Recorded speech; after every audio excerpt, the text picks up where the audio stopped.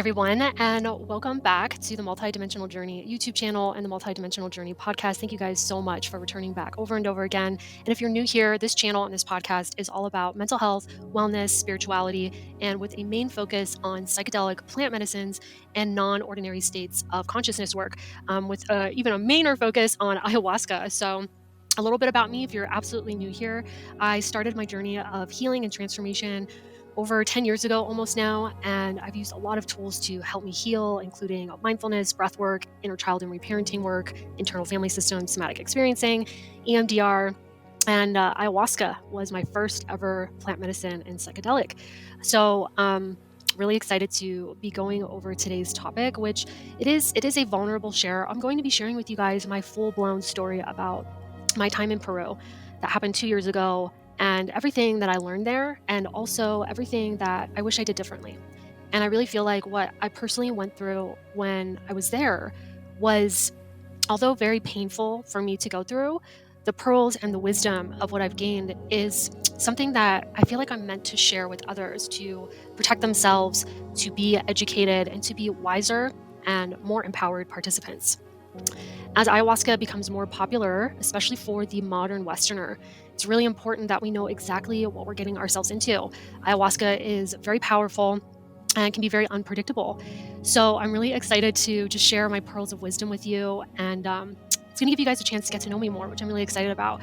I feel like this is really the first time I've shared my story before, but I actually feel excited to share it, which is kind of crazy as I'm realizing that in this moment, that if you asked me that a year ago, or even when I got back home, I was still putting the pieces back together from what I consider my plant medicine car accident. So I'll be sharing that with you guys today. But before we get into it, if you're interested, check out the link below. Right now, ayahuasca is being consumed at a very rapid rate, and she would love it if we helped her replenishing her beautiful vine so she can continue to thrive and meet lots of other people. So there's a beautiful company named the Soul Vine, and they sponsor this opportunity that if you donate $5, it helps them plant an ayahuasca vine so we can help ayahuasca grow and flourish. So let's get into it. I'm really excited. Grab a drink, walk around somewhere, put your headphones on, because it's definitely going to be a journey. So let's actually go all the way back to 2019. 2019 was the year where I decided to go from a very enthusiastic participant to wanting to become an ayahuasca facilitator. And this is a very long path. It's not short. It requires a lot of dedication, a lot of practice, a lot of different skill sets. And I was willing to put myself through this, I guess, right? So in December of 2019, I call it my, I recently, I had come to the realization that I really wanted to do this work. Like nothing would mean more to me than to give the gift that had been given to me through the practice of ayahuasca. Through this practice of ayahuasca, I was able to contact and find my true self within, underneath all of my childhood trauma programming, all of my gender programming, all of my social programming, all of the things. That's why these plant medicines are so incredible, because they allow us to get into contact with parts that have always been there, but they are quite dormant, when we've just been in families, with the programming and the cultural. It's hard to really take a beat for ourselves and really know who are we, right? These are the spiritual questions of a human and a soul's lifetime: is who am I and what am I here really to do? And ayahuasca answered those questions for me so clearly, like eerily clearly. I had previously been a truth seeker. I, was in therapy. I was in a 12-step program. I was really committed to this path. And even on my own path, becoming a social worker and a therapist, my first time with ayahuasca, which was in 2016, absolutely blew my mind. It just struck me as the most intelligent spirit that I had ever made contact with. And I knew from there that this practice could do things that I could never do for myself. And being someone who, invested in wanting to help others, I was like, wow, I can certainly not do what this plant medicine has just done for me. So fast forward to 2019, and I'm having cold feet. I'm like, I don't know if I want to do this. If I do this, I will have to be married to this path. I knew deep within my soul that the type of dedication it would take to really immerse myself into this world would be nothing like I had ever experienced, and also nothing that I would ever really understand. And it still stands to be true, to be super honest.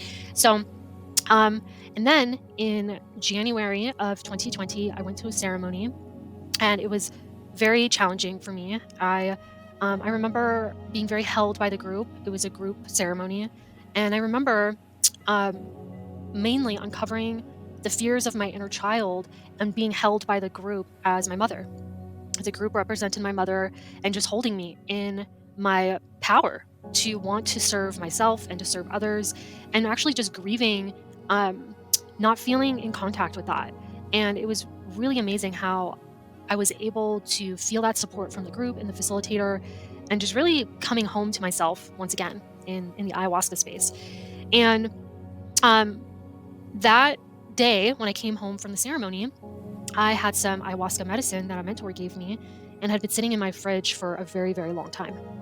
And this is where it starts to get a little woo woo. So hang on. And I started to get this very strong and eerie message. It was so visceral. It's kind of hard to even talk about, I guess, that I just started, like, ayahuasca started talking to me, and she was telling me, this is what you're going to do. You're going to go home, and this is what you're going to wear. This is what you're going to eat. This is how you're going to set up your place. And this is how you're going to facilitate your very first ceremony. I'm actually getting a little emotional just talking about it, because the experience that I had that evening was so profound. I was terrified, by the way. I called my mentor. I told her exactly what was going on. She said, "You got this." She told me how to reconstitute the medicine. And I really had to let go and surrender and trust. Like, it was pretty serious. And so I listened to all the instructions. I actually went out and bought this outfit that she told me to. I printed out all the poems she told me to hang in the space. I cleaned it up. I did so much prep work. It was like probably 4 or 5 hours of prep work. And I was just fully immersed in this download. I was like, whoa, this is like, this is a little much. And what I was later to find out, I took the medicine, I sat back, and I had my playlist with all my favorite people, all my favorite distant healers. There was Darpan, Manish Damore, Sanat Tom Kaur, Ixchel Prisma, such beautiful musicians, by the way. And they were all supporting me in my journey. And I fell asleep, and I don't even know, probably an hour into the journey, I opened my eyes, and the room was so colorful. It was effing incredible, guys. I want to cry so hard right now. And all my guides, even though I couldn't see them, I could hear them. They were congratulating me. They were saying, "You did it. You listened to us.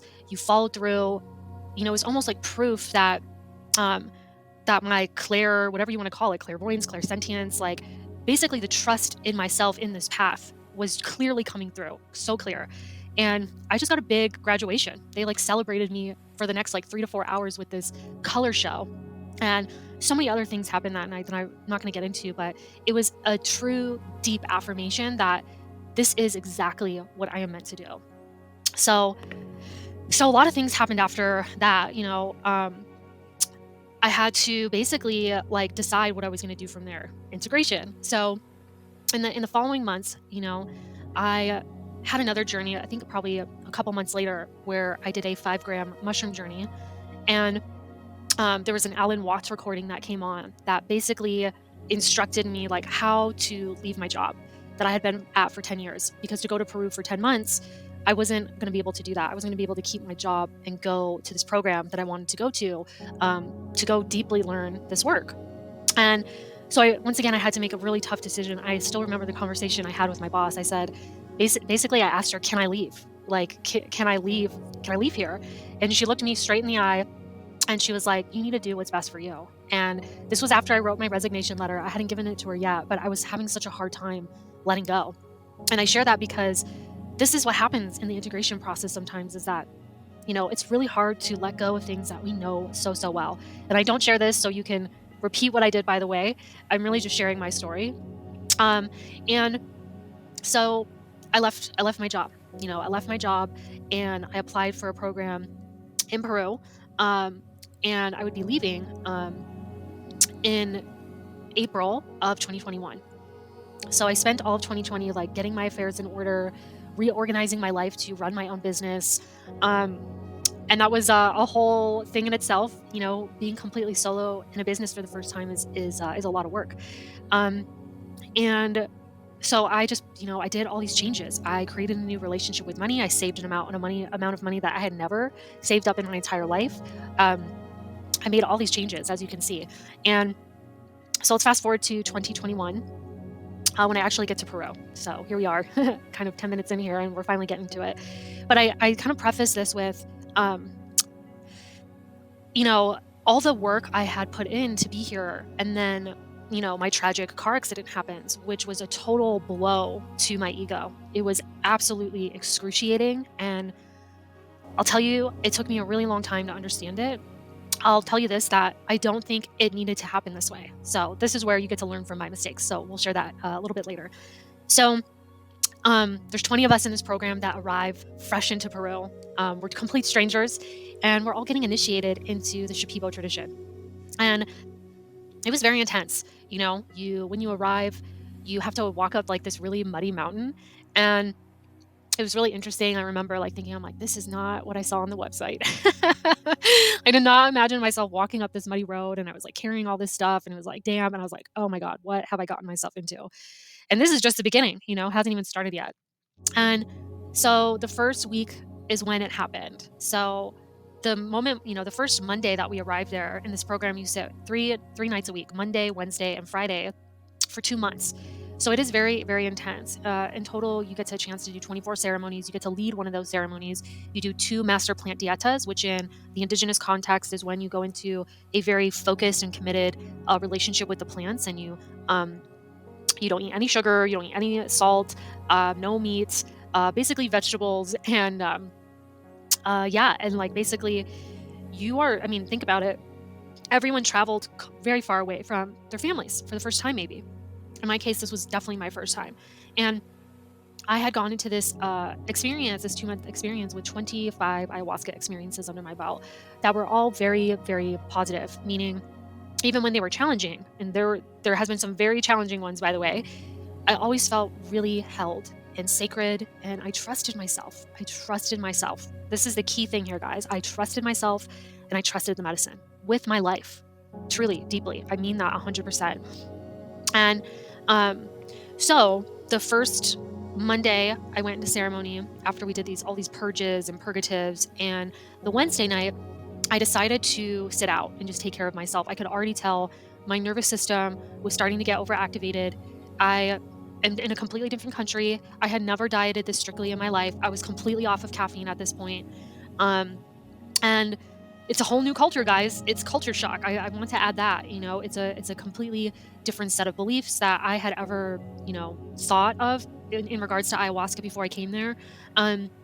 So all these different things. So that Friday, I really said hey, this is what you came here for. So let's go deeper. Let's really commit. We've had a week to settle in. You can do this. And I'll just fast forward to what happened that evening. So this is the psychedelic or plant medicine car accident that I received in my experience.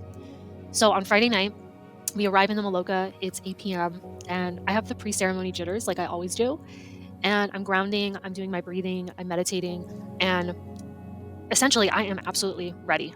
I'm ready to go. The warrior in me is speaking, it's coursing through my veins. I'm I am built for this. And I go up for my dose, and in this experience, there was no measuring of doses. They just hand you a cup and you drink whatever you want. And this is where we'll learn later, this is what I teach on now, that I do not believe in this practice, that we need to measure our doses, especially when we're going in absolutely brand new settings where we don't know what the ratio of MAOI to DMT is. We really need to be careful and go slow. But in this moment, I took the cup. There was probably about 50 milliliters in that cup. And I prayed and set my intentions, and I took 2 big gulps, and I held my breath when I took these 2 big gulps. And after I swallowed the second dose, I took a big deep breath in. And this is the moment where I knew, whoa, we're in for it tonight. Because at this point, I was I'm still a beginner drinker, but I had enough experience to know that the ratio of MAOI to DMT, the DMT was coming through strong. It was a high DMT batch, which means highly hallucinogenic, highly all these things, right? So I go back to my mat and I just start breathing. I start regulating. I'm a little concerned but everything's good. The Icaros start, the singing starts, and in the beginning, I started to float into this land of Noya Rao. Noya Rao is the plant that is highly appreciated and revered, I guess I could say, in this culture. And I saw the glowing leaves, and it was beautiful. I was going into this very beautiful vision. And as I was going into it, I started to feel like I was getting a little too high, and my body was dissolving. And the room is pitch black. It is very, very dark, and I'm starting to disappear. And I'm just breathing through it, just breathing through it. And we're probably 45 minutes into the experience, okay?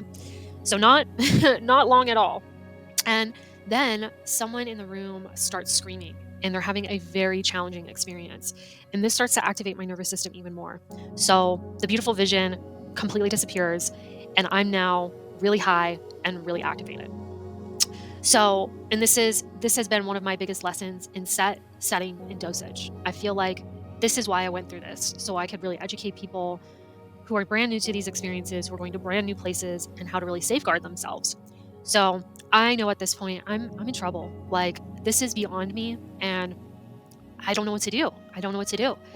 And so I yell out to a facilitator and say, I need help. I need help. Please, someone come help me. And the facilitator said that, can someone go help her? We're all helping this other person. And this other person was the one who was having a very vocal, challenging experience. And at that point, my nervous system started to shut down and freeze up, because I was spiraling on the inside. And every documentary where it basically talks about where ayahuasca goes wrong literally was flashing through my mind. And all I wanted to do was run out of there, because I knew once I got away from the yelling, plus the very loud Icaros, by the way, that were being amplified by the ayahuasca. I mean, at one point, if I'm being super candid, I could taste sounds. It was very, it would be your textbook, like, psychosis, essentially. And because of my therapy training, I had that insight. I knew that I was not in good waters. And it wasn't a matter of surrendering. It wasn't a matter of me not being able to let go. It was a matter of a high dose that was too activating, in a setting that was too activating, with no one there to co-regulate with me. Now, a beautiful and lovely student made an attempt to calm me down, but it felt very more activating, because in this tradition, we're taught to blow mapacho and use agua de florida to calm somebody down. And, granted, we're in the first week of the program. Remember that. And I can tell I'm getting a little judgmental, and some of my protector parts are coming out, but this is me being authentic, so bear with me. So I remember letting that student know, like, no, I don't want that. No, please just sit next to me and hold me and tell me everything is going to be okay. Because at that point, I was terrified, and I had never been here before in ayahuasca land. I was perplexed, mortified. I forgot to mention this part, but after that solo I had in 2020, I went and got a tattoo on my ring finger, and I was like, I am married to this path. And I had previously had other tattoos of ayahuasca on my body. And in fact, after my second session with ayahuasca, I had gotten a tattoo of a vine and a leaf and more leaves added, previously in my life when I was like 17. It was a very spiritual experience that I didn't really know what was happening. And I didn't really know what I was drinking for a while when I was working with my mentor. And then I Googled it one day, and I was like, holy crap, this stuff is made out of a vine and a leaf. This is all over my body. This has got to be what all of this is about, And then I got more tattoos added. So that's just a little background. So as I'm in this experience, I'm like, I'm getting all these tattoos removed when I get home. I never want to do this again. This is crazy. This is insanity. And before I left to Peru, I chose to go into this program versus going into a breathwork facilitator program. And I was just like, man, I really wish I chose that breathwork facilitator program. So I'm recounting it in a very logical and rational way, but just imagine being highly triggered and being really high on something, and no one's really there to help me, and the room is absolutely chaotic. It was a lot. These are not the elements that are conducive for healing, So this lasts about an hour and a half, the peak of it, where I feel totally trapped and frozen. I'm shutting down, and I'm just like, I'm not able to calm down. And it's just like a terrible experience for me. And as I come back to the room, I'm ripped to shreds. I'm totally in disbelief. And I'm like, seriously, I'm just scared. I'm so scared. What have I done? What have I gotten myself into? And in the morning, I talked to the facilitators about going home. And there were so many people who told me, whatever you do, don't go home. Because it's very common, I guess, in this program that people want to leave because it's too intense. And um, and I was like, oh my God, I've just changed my entire life to do this. And like, this is what I get, you know? And I'm grieving. I'm grieving so hard. Like, I'm just grieving, grieving, grieving. And I'm talking to the facilitator, and we have a very grounded conversation, and he encourages me to stay. And I made a decision at that point that it's cheaper to stay here than to go back home because there's no refunds. So I basically put myself on a trauma protocol because I knew what happened was I was severely traumatized. And I know that because of all my training in trauma. And I really feel for the people that have reached out to me who have related to my story who don't have that training, who don't have the skills. Like, to me, I was like, what? This is crazy. So I go into deep meditation. I start doing breath work to discharge what happened. I start doing inner child and reparenting work to really calm my frightened inner child. Um, and I start doing EMDR on myself. And I don't drink medicine probably for another 2 weeks. I come to the ceremonies, but I am not drinking. I'm sitting and so I'm kind of thinking of the timeline here. So once I started to feel more comfortable again to drink medicine, I started to do a practice of reacclimating and titrating my dose.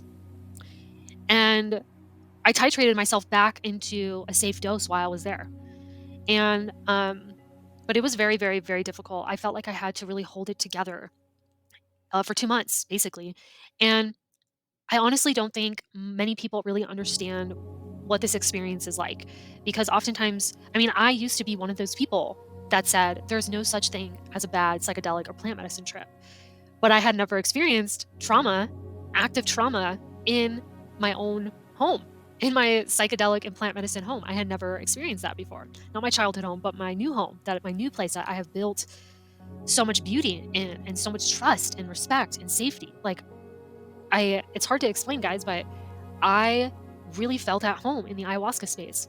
I felt like I really knew, even in all the unpredictability, I could fully surrender and let go. And this now did not become the case. I was still very scared, even when I was acclimating and titrating my dose and all of these things, and somatically, mentally, emotionally, physically, spiritually, I was left with a lot to clean up. A lot. I can safely say in April of this year, we have cleaned house mostly, but there's still some residuals that are left to be cleaned up. But I feel like a lot of it has been healed, So essentially, the way to explain it, the way I call it my plant medicine or psychedelic car accident, is because when you get into a car, most of us feel fairly safe. We feel like, we can almost go on autopilot sometimes. We can let go, right? But after a car accident, we get really nervous. We're looking in the rearview mirror. We're very tense, hypervigilant, looking all over the place, looking for those signs of danger. Our nervous system is looking for those signs of danger. And that is what trauma is. It's a memory that's imprinted very deeply into our nervous system. And then our nervous system will employ certain physiological, anatomical mechanisms to fire off, to protect us, to make sure it doesn't happen again. So this is what my experience had been, for the duration of the program, that I could really now, especially with all my healing, I could tell that my guard was up a lot. But so I'm going to share, let's move into the part that you're here for, how to prevent it and ways that I healed from it. So I highly educate on how to prevent these experiences by making sure you're choosing the right setting for yourself, really making sure like this is the setting that is in alignment with your intention, and doing really good prep as well. So I feel like I did both of those really, really well. The one thing that I highly educate on more than anything else, other than a good preparation and choosing the right setting, is last but definitely not least, is our biggest safeguard, which is dosing slowly. So if that evening I took it a little slower, I would have been able to sit back and read the room and be like, whoa, this is not the energy I want to go deeper in. I can wait another night. Like, this room is wild right now. This is too much for my nervous system. But since I went in fairly quickly and deeply, my nervous system did not have time to catch up or make a different choice. So I always tell my students, you can always take more, but you can't take less. So that's why it's so important to slowly acclimate ourselves to a dose by titrating it. especially when we're completely new to a setting and the certain batch of medicine. Ayahuasca is always different. Every psychedelic journey is always different, and I do believe in acclimation doses like all the time, to safely go in slowly because we're not too sure how we're going to feel or what the setting's going to be like or what our nervous system is going to be like. Even when we've done impeccable preparation, we've done all the research on the retreat center or the facilitator. Um, so yeah, those are some things to really just be mindful of and really take into consideration. The other thing prior to this experience that was so different from my experiences in Peru is that I always had very deep relationships with my facilitators. And when we go into group experiences, we often don't get that because we're meeting the facilitator for the first time, um, other than maybe a couple of intro calls. And I do educate and I encourage people to have deep relationships with their facilitators because that allows for a deeper connection. And I also really encourage one-on-one experiences before advancing to group experiences because the ayahuasca in itself is a lot to take in, the nervous system to calibrate for. There is a lot happening. There's just so much, right? And being in a group experience, I consider that advanced because now there is several nervous systems in the room, and no matter how strong you are or how good your boundaries are, the truth is that ayahuasca dissolves boundaries, and in a group setting, if it becomes chaotic, it can be a lot to take in. So once again, going back to the dose, that's how we can safeguard ourselves. Is we have that choice to turn the car around to be like, okay, this is really good for me right here. This is my Goldilocks dose. I don't need to push it any further. And I think there is something else to say is that I do believe from some content I've been curious about lately, or just like what's going on in the space, is that there is now being more of a recognition that microdosing or slow dosing or acclimation doses, like they can be just as powerful as macro doses. Excuse me. Macro doses are considered a very high therapeutic threshold dose for somebody, which is different for everybody. So this is really, really important. Once again, this is one of our biggest safeguards. So I have had, in terms of how I've healed from this experience, number one, it was the recognition of fully realizing that I was traumatized. I think when I came back home, I was still in denial. I had done a round of advanced resolution therapy, which is a different form of EMDR, with somebody, and I didn't feel like that really got fully to it because ART more so focuses on the positive aspects and restoring I don't want to say positive, pleasurable aspects of a memory. And I really felt like what was necessary was to go deeper into the sheer terror of what I experienced, because that is what happened. So I worked on that with my therapist, which was really incredible. And we really, the roots and true healing of it was my nervous system freezing up and actually wanting to run out of the room, because that's what my intuition told me. But I was too scared because I thought I was going to get in trouble, which is a very common group boundary, is that you have to stay in the space. That's the other thing that I educate my students on, is that asking the retreat center or the facilitator if there is a quiet room or if there's a separate room that they can go into. I think this is really important in group dynamics, that we have ways to help our fellow participants soothe and ground outside of all the noise that can happen in a group setting. So I was able to run in my EMDR experiences fully, like full embodied run. And I was able to reclaim the core beliefs of I am safe, I am in control, and I know what to do now. I know how to safeguard myself from this ever happening again. I really do. And so here comes the second part. So with psychedelic and plant medicine traumas, the thing is that the healing has to occur outside and inside of the experience. So I was halfway done healing, basically. The second part would be actually going back into the experience in a trauma-informed way, where someone could actually hold space while I was working through the traumas of what happened. So I basically hired an ayahuasca mentor to hold space for me while I reacclimated to my dose. And it was amazing. I cried, I felt held, I felt fully seen and fully heard in what I had experienced, because I held it in for a really long time. I really did. You can even say I felt some shame about it for a little bit, but I have done enough shame work to know that that wasn't the truth. But I did feel some shame because how much I had shifted and changed to be there.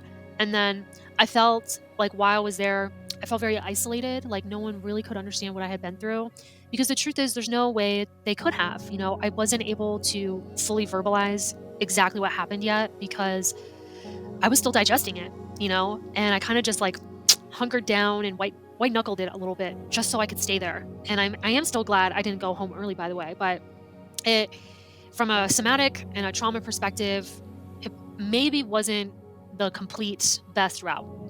So, but with my mentor, we were able to do 3 ayahuasca sessions where I was able to fully titrate into a therapeutic dose for myself.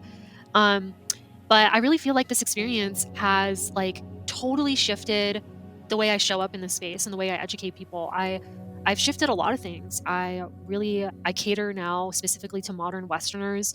I teach them about trauma-informed tools for preparation and integration. I teach them how to really pre-vet their experiences. And probably the biggest thing is I empower participants to be the agent of their transformation in these experiences, that we're not putting the power of these experiences in somebody else's hands, which I really do feel like I put my program that I went into, I put it on a pedestal. I really did, which is a very common mistake. And I will say this though, like it is normal and I would say healthy to an extent to put our trust in the people that are holding space for us. And as empowered participants, we really want to pre-vet them. We really want to make sure that these settings can really hold what we need. So um, I educate my students in what to ask. And even down to like, do you need a male facilitator or a female facilitator? Do you need someone to be there with you the entire time? Are you okay with group? Are you okay with the daytime, the nighttime? Really getting into somebody's preferences. I I was definitely this way before this experience, but now after this, it's really about the preferences and now the dosing education. And it's been liberating. I can say that. It's been very liberating to find an identity, have it completely dismantled, and then rebuild it back up again. So so yeah, just to kind of tie a bow on that. So the EMDR, the titrated sessions, and also somatic experiencing, breath work, mindfulness, inner child and reparenting work, parts work. These are all tools that haven't just helped me like heal my trauma before I even came to ayahuasca, but they were the exact tools that helped me heal an adult trauma. And it's such a dichotomy because this was something that helped me heal. So I don't know if that makes sense, but it was like, what is going on here? um, and these are all the tools I teach now with ayahuasca preparation and integration. So I think just moving forward, I'm even having a hard time like saying it or getting it out of my mouth. I still want to be, an ayahuasca facilitator. And at the same time, I've really I've done everything I can do to make that happen. And I think that's been my lesson here is to let go and to stop making it happen, is to actually sit back, enjoy, listen, and the thing about the ayahuasca path that has been uncanny compared to any other path that I've been on in my life is that it's not something that I can figure out. It's constantly reshaping itself. Um, and I appreciate, ayahuasca for that.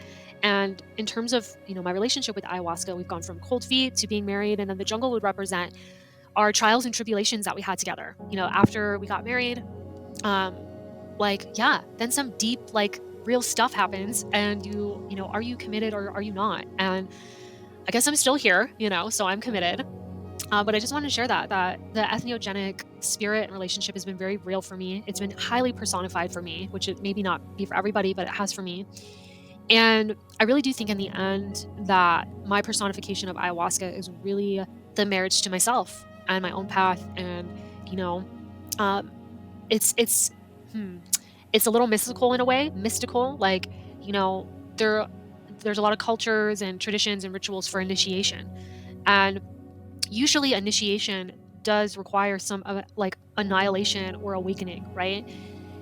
And at the same time, I really do believe that the way that happened in the jungle, it didn't need to happen that way, but it did. And so we're here with this right now. So now where I educate from is from a place of, you know, how to share the experiences that I had previously, before ever going to the jungle, and the sweet feminine and being held by the divine and finding our sweet spot in these spaces where we can fully trust ourselves. None of us can really heal in a chaotic environment or a chaotic internal or external environment. It's I would argue that is scientifically impossible. It's really in the soft strokes and the conditions of our own preparation and our settings and our dose that really create these like very beautiful experiences. So take what you like, leave the rest. And I hope you guys enjoyed listening to my journey. And that's a wrap for today. Once again, thank you for just letting me share and be vulnerable. I hope you got something out of this. And be sure to check all the links below if you want to work with me, if you want to come to my monthly circles for preparation and integration, breath work, my workshops, sign up for my newsletter, all below. And I'll see you guys next time. Bye. Take care.